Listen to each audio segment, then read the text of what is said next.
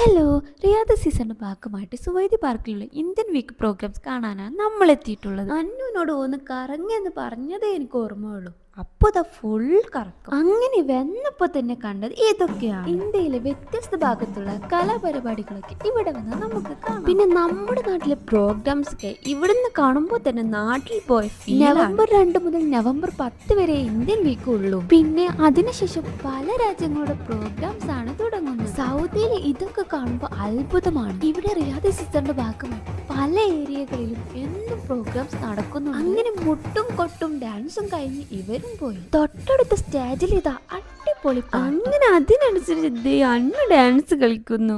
Dance ഒക്കെ കഴിഞ്ഞ് നേരെ പോയത് ഹാപ്പിനെസ് കൾച്ചറിലേക്ക്. ഒരാളിതാ മണ്ണ് കൊണ്ട് പാത്രങ്ങളും മൃഗങ്ങളെയും ഉണ്ടാക്കുന്നു. അടുത്തന്നെയായിട്ട് നല്ല മൊഞ്ചുള്ള വളകളും ഡ്രസ്സുകളും കാണാം. അങ്ങനെ ഫോട്ടോ എടുക്കാനായി നമ്മുടെ ഇന്ത്യയിലെത്തി. ഫോട്ടോ ഒക്കെ എടുത്തു കഴിഞ്ഞു. അപ്പോൾ ഇത്രയുള്ളൂ. Okay, by.